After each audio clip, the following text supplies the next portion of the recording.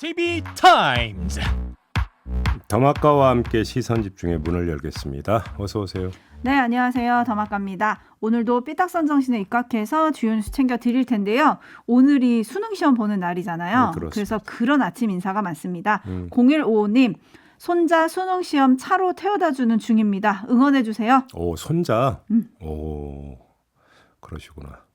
아무튼 시험 잘 보기 바랍니다. 네. 5696님, 드디어 그날이 왔습니다. 수험생 여러분, 오늘 여러분이 고르시는 답이 다 정답일 겁니다. 네. 그러니 스스로를 믿고 후회 없이 최선을 다해주세요. 모두 파이팅 해주셨고요. 네. 미니로 김상성님은 아들 수능고사장에 모시고 가려고 집에 잠깐 왔습니다.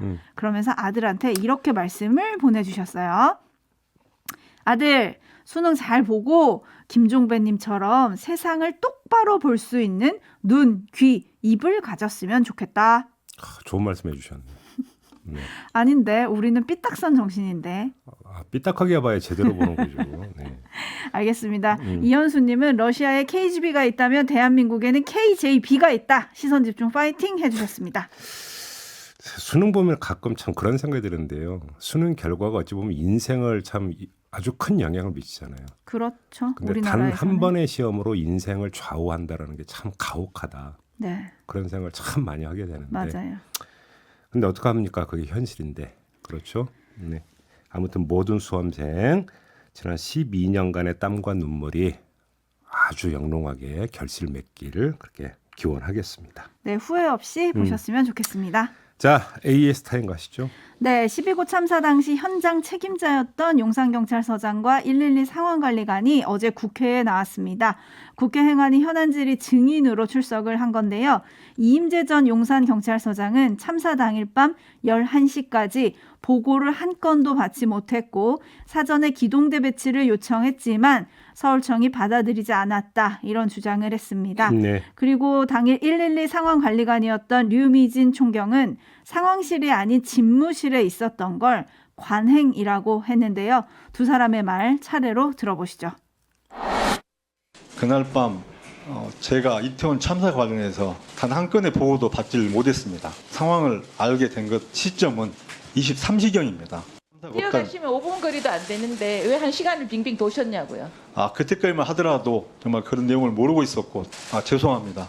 옥상에 주로 계셨군요. 현장에 계시랑. 예, 거기가 위치가 제일 지역에 좋은 장소였기 때문에. 23시 39분에 상황실에서 연락을 받고 그때 알게 됐습니다. 사고가 난 지 1시간 24분 정도 후에 상황을 인지하셨다. 네, 제가 처음 보고를 받은 시간은 그 시간입니다. 저는 보고를 받지 못 못했습니다. 받았어요? 사실 저의 주 업무가 아니기 때문에 정확한 내용은 제가 잘 모르고 있었습니다. 네, 보고 못한 실무진들에게 책임을 떠넘기는 거 아니냐 이런 질문에 이임재 전 용산경찰서장은 책임을 회피할 생각은 없다 이렇게 밝히긴 했는데 네. 두 사람의 답 어떤 점에 주목해야 될까요? 저는 개인적으로 이임재 전 서장의 말 가운데 이 대목에 주목했는데요. 서울경찰청에 기동대 투입 2번 요청했지만 모두 거절당했다. 집회 대응 때문에. 이 대목 있지 않습니까? 네. 이렇게 되어버리면 책임의 귀책, 뭡니까? 서울청까지 올라간다는 점은 분명히 해야 될 것 같고요. 첫째. 두 번째. 그런다고 해서 이임재 전 서장의 책임이 면책되는 것은 아니다. 그럼 여기서 본인은 모순에 빠진다는 걸 아는지 잘 모르겠는데 서울청에 2번씩이나 기동대 투입을 요청할 정도로 현장 상황이 어떻게 될지 모른다라고 상황 인식을 했음에도 불구하고 왜 어제 국회에 나와서는 밤 11시까지 보고를 받지 못했다. 이 얘기를 그렇게 강조합니까? 기동대 투입을 2번이나 요청할 정도였던 서장이었다면 미리 가서 현장 지휘를 해도 부족했었다. 이런 얘기로 연결이 되는 거 아니겠습니까? 따라서 그것이 서울청에 2번 요청했다라고 하는 게 본인의 책임을 조금이라도 경감하는 그런 상황이 될 수는 없다라는 점. 이것도 좀 분명히 알았으면 좋겠다. 더불어 서울청도 분명히 이거에 대해서는 소명이 있어야 된다. 두 가지를 함께 말씀드리겠습니다. 네, 앞서 서울청은 용산서 일선에서 비슷한 주장이 나오자 참사 발생 전까지 교통기동 인력을 제외한 별도의 인력 파견을 논의한 적은 없다. 이렇게 해명한 적이 있는데요. 네. 이 해명이 유지가 될지 그 점도 시선 집중하겠습니다. 뉴스와 분석이 함께하는 JB타임즈 오늘 주목할 뉴스들 챙겨드리겠습니다. 첫 번째 뉴스 어떤 건가요?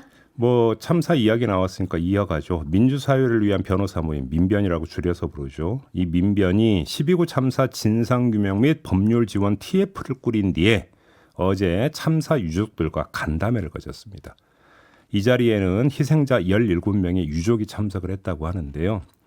유족들은 언론과 뭐 이 댓글 등에서 발생하는 혐오 표현 등 2차 가해로 인해서 고통을 받고 있다면서 TF의 2차 가해에 대한 대책을 시급히 마련해 줄 것을 요청을 했다고 합니다. 그리고 희생자들의 사망 경위에 대한 진상규명과 철저한 책임자 처벌도 요구를 했다고 하는데요. 이것 말고 하나가 더 있었다고 합니다. 저는 여기에 주목을 했는데 이 정부가 유족들이 모여서 서로를 위로하고 소통할 기회를 전혀 제공하지 않은 점에 대해 깊은 유감을 표했다라는 겁니다. 자, 이건 바로 따로 짚을 부분이 있습니다.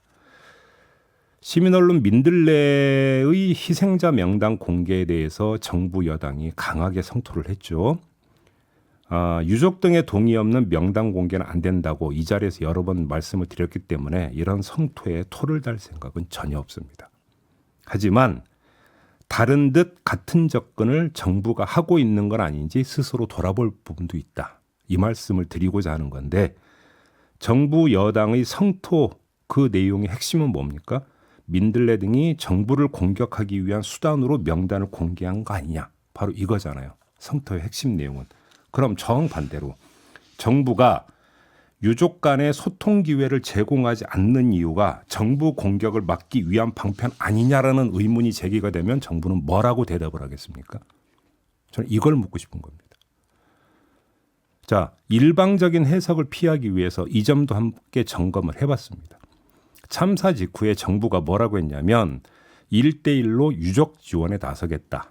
이렇게 발표한 바가 있었습니다. 기억하십니까? 전담 어떤 그 공무원 배치에서 1대1 네. 모든 지원을 아끼지 않겠다라고 했었는데 그래서 모든 지원을 정말로 아끼지 않았고 여기에 집중하느라고 유족권의 소통 채널, 소통 매개 역할을 하지 않은 것이냐? 하지만 그게 아닌 것 같습니다. 간담회에서 유족들이 그랬다고 합니다. 장례를 진행하는 과정에서 유족에게 적절한 설명과 안내가 없었고 유족의 의견을 제대로 듣지도 않았다. 어디서? 정부가. 결국 정부는 이것도 안 했고 저것도 안 했다. 이런 이야기가 되는 겁니다. 네, 민변이 유가족들과의 이제 만난 거는 엊그제였고 그 내용을 이제 어제 공개를 한 건데 네. 짱가님이 도대체 현 정부는 국민을 무슨 시선으로 보고 있는지 궁금합니다. 이런 의견 주셨고요. 네. 때로는 최고님이 진짜 위로 안 할 거면 차라리 말을 말아요라고 해주셨는데 정부가 할 수 있는 역할이 무엇인가? 1대1 매칭 얼마나 잘 됐는지 사실 1대1 매칭만 하고 끝나면 안 되는 거잖아요. 그렇죠. 그래서 그 1대1 매칭이 얼마나 도움이 되고 있고 유족들이 정말 원하는 게 뭔지 거기에도 좀 귀를 기울여야 되는 게 아닌가 이런 생각이 드네요. 제이비타임즈 다음 주목할 뉴스 어떤 건가요? 대통령실 청사 정문에 아치형의 단상이 설치가 됐다고 합니다. 출근하는 윤석열 대통령이 마주보는 위치라고 하는데요. 이게 이제 출근길 문답, 이른바 도어 스태핑 관련인데 네. 뒤쪽에 선 기자들과도 소통하는 도어 스태핑을 만들자 이렇게 윤석열 대통령이 특별 지시했기 때문에 이 단상이 설치가 됐다는 건데요. 윤석열 대통령 출근길에 기자들이 우르르 모이고 그리고 맨 앞줄에 방송사 카메라가 설치되다 보니까 뒤쪽에 기자들이 질문은커녕 대통령 얼굴 보기도 힘들다라는 점을 감안을 했다는 겁니다. 네. 근데 이렇게 그러니까 단상이 설치되면 뒤에서도 이제 높이가 올라가니까 대통령과 이제 그 시선을 맞출 수 있다 이런 거 아니겠습니까? 실제로 윤석열 대통령은 지난달 14일에 한 기자의 질문을 받고는 맨날 하시는 분만 계속 하시네. 다른 분들은 뭐 질문 준비한 거 없어요? 라고 말한 바도 있다고 합니다. 그래서 대통령실 관계자가 이렇게 설명을 했다고 하는데요. 단상 설치는 취재진과 대통령이 얼굴을 보면서 조금 더 소통을 강화하자는 차원이다. 이런 설명이었다고 합니다. 네, 의도는 좋은데 질문을 얼마나 받으실지 저는 일단 그게 궁금해지긴 하는데 네. 평가를 좀 해볼까요? 일단 이 자체는 저는 잘한 결정이라고 봅니다. 네. 소통을 강화하고 기자들에게 고루 질문할 기회를 주겠다는데 누가 여기에 대해서 이의를 제기하겠습니까? 정말 잘한 결정이라고 보는데요. 근데 딱 거기까지다. 두 가지 문제를 제기하겠습니다. 조금 전에 더마카가 말씀하신 대로 대통령은 출근길에 질문을 몇 개나 받습니까? 몇 개 안 받아요, 사실. 저 매일 아침 챙겨보거든요. 그래서 기자들에게 골고루 질문 기회를 주기 이전에 충분한 답변을 하고 있는지 이것도 한번 좀 돌아보시기 바란다. 이걸 첫 번째로 말씀을 드리고 싶고요. 네. 두 번째, 출근길 이외의 시간과 장소에서 기자들을 공평하게 대하고 있는지도 한번 좀 돌아보셨으면 좋겠다. 이 말씀도 함께 붙이겠는데요. 네. MBC 기자 전용기 배제는 둘째치고 전용기 안에서 동행 기자 전체에 대한 브리핑은 하지 않고 특정 언론사 기자 2명만 부른 일 있지 않습니까? 이게 떠올라서 드리는 말씀입니다. 그러게요. 단상에 올라가면 기자들 얼굴이 더 잘 보일 거고 그러면 기내에서 따로 만났던 기자들한테 질문 기회를 준다? 이런 일이 설마 벌어지진 않겠죠? 일단은 정말로 기자들에게 그 고른 공평한 접근을 하고자 했다면 순방 과정에서 공평한 브리핑 기회, 공평한 접근의 기회를 줬는가 이것도 좀 함께 봐야 된다는 말씀입니다. 네, 삼성군동님은 기자들 단체 줘야 하나요? 라고 해주셨는데 사실 단상하면은 교장 선생님 훈화 말씀이 먼저 떠오르기는 하는데 어쨌든 시선 맞추겠다는 좋은 의도니까요. 그 의도 잘 살리셔서 소통 잘 해주셨으면 좋겠다라는 말씀 전하면서 순방 얘기 나온 김에 대통령이 귀국 후에 대통령실에서 자평을 쏟아냈습니다. 네, 대표적인 사람이 김성한 안보실장인데요. 김성한 실장은 우리 외교의 중요한 이정표가 세워졌다. 이렇게 자평을 했습니다. 그러면서 핵심 성과를 6가지로 나열까지 했더라고요. 관련 오디오 잠깐 들어볼까요? 이번 한미일 정상회의 결과 문서는 매우 포괄적입니다. 과거 북한에만 국한된 내용을 넘어서 경제, 기술, 지역 글로벌 도전 과제 등 다양한 분야를 망라한 최초의 성명입니다. 한중 정상 간 대면 회담은 2019년 이후 처음 개최된 것입니다. 정상 차원의 상호 교류와 협력을 추진해 나가기 위한 좋은 출발점이 되었던 것으로 평가됩니다. 사전 브리핑에서 제가 국민 여러분들이 기대에 부응할 수 있는 성과를 내기 위해서 대통령 참모로서 최선을 다하겠다는 말씀을 드렸던 것으로 기억합니다. 이번 순방을 통해서 우리 외교에 중요한 이정표가 세워졌다고 자평합니다. 네, 이렇게 자평을 했는데요. 이번에 타평을 들어봐야 되지 않겠습니까? 네. 그거는 2부와 3부에서 여야 의원 차례로 연결해서 평가 들어볼 거니까 이 자리에서 뭐 저는 뭐 굳이 평가까지는 하지 않겠고요. 다만 다른 대로 한번 시선을 돌려보겠습니다. 자, 이런 성과, 뭐 자평 속에 담겨 있는 이런 성과를 과연 국민들은 시선 집중하고 있는가? 바로 이 점인데요. 네. 별로 그런 것 같지가 않습니다. 어제 뉴스가 하나가 나왔습니다. 시사저널이 빅데이터 분석 플랫폼 썸트렌드를 이용해서 4박 6일간의 순방 기간을 포함해 최근 일주일, 그러니까 11월 9일부터 15일까지 순방과 관련한 언급량과 연관어를 분석한 결과를 보도를 했는데 MBC, 전용기, 김건희 이 단어가 가장 많이 언급이 됐다는 겁니다. 김성한 안보실장이 꼽은 성과와 국민의 관심이 엇나가 있다. 이런 현상이 지금 발생하고 있다. 이런 이야기가 되겠습니다.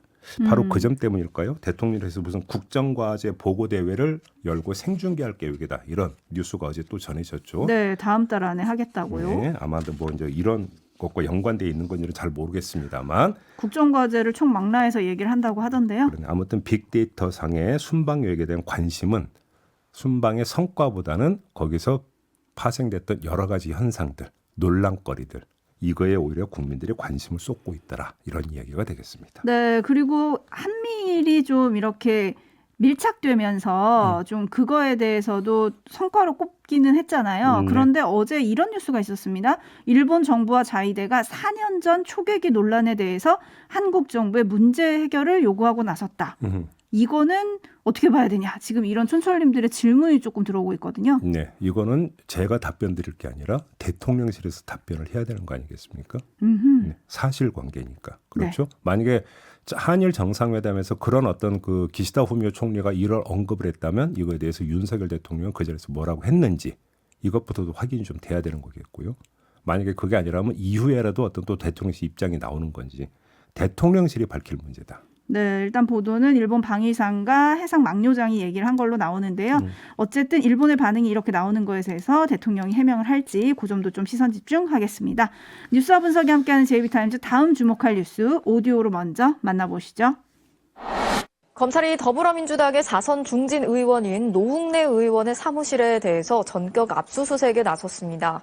이미 구속 기소된 이정근 전 사무부총장과 연루돼 있는 한 사업가에게 수천만 원을 받은 혐의를 받고 있습니다. 노 의원은 민주당 최고위원 선거가 있던 지난 2020년 사업가 박모 씨로부터 수천만 원을 받은 혐의를 받고 있습니다.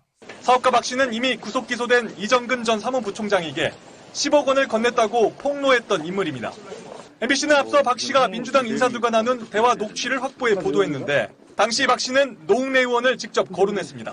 노웅래 돈을 최고위원 만드는데 돈 준다고요. 또 가져간 것은 1억이에요. 노웅래도 한번 소환시켜야 되면 세상 정신이 끝나는 거예요. 자신의 부인과 노 의원이 친분이 있다며 부인이 준 것도 있다고 했습니다.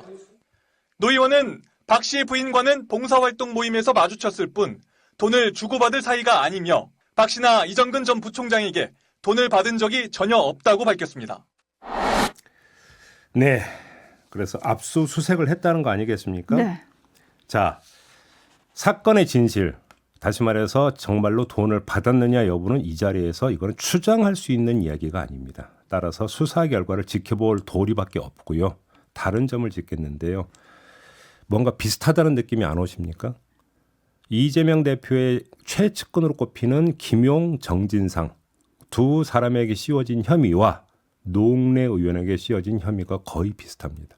정치 자금이 등장을 하고 있고요. 선거 자금이 등장을 하고 있습니다. 그렇죠? 네. 그러면 대충 비슷한 사안이라고 본다면 더불어민주당 지도부는 노웅래 의원에 대한 수사와 김용, 정진상에 대한 수사에 대해서 동일한 대응 기조를 유지할 것이냐. 이게 관전 포인트가 되는 거 아니겠습니까? 왜? 둘 다 당인들이니까. 그렇지 않겠습니까?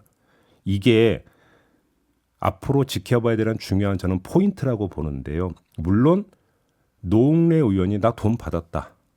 죗값 받겠다. 이래버리면 대응 기조가 다를 수 있겠죠. 그런데 노웅래 의원은 어제 기획수사다 이건. 그러면서 자신의 결백을 호소를 했거든요. 네, 야당 탄압을 멈추라 이런 항변을 내놨어요. 거기다 야당 탄압까지 등장을 했습니다. 네. 그러면 더불어민주당에서 노웅래 의원 대하는 태도와 김용, 정진상 두 측근 대하는 태도는 일관돼야 되는 것 아니겠습니까? 그렇게 나올지 이걸 좀 지켜볼 필요가 있겠다. 이런 말씀을 드리겠습니다. 다시 정리를 하면 지금 김용 부원장과 정진상 실장의 구속 수사 그리고 구속영장 청구 이런 검찰 수사에 대해서 당이 전면적으로 대응을 하고 있는데 그렇죠. 노웅래 의원의 경우에도 당이 그렇게 전면적으로 대응을 할 거냐 이런 말씀이신 거죠? 다만 하나 체크 포인트가 며칠 전에 노웅래 의원은 민주연구원 원장직을 사퇴를 했습니다. 네. 근데, 임기를 남겨두고 예, 지금까지 사퇴 이유는 이것과는 전혀 상관이 없는 것으로 추측 보도가 됐었는데 네. 혹시 뭐 대외적으로는 나는 무고하다 이건 기획서다 이렇게 밝히지만 내부적으로 뭔가를 이야기를 했다면 그때는 또 얘기가 달라지겠죠. 하지만 그게 아니라면 민주당과 대응 기조는 한번 점검해 볼 필요가 있다. 이 말씀만 드리겠습니다. 마무리하죠. 담화가 수고하셨습니다. 고맙습니다.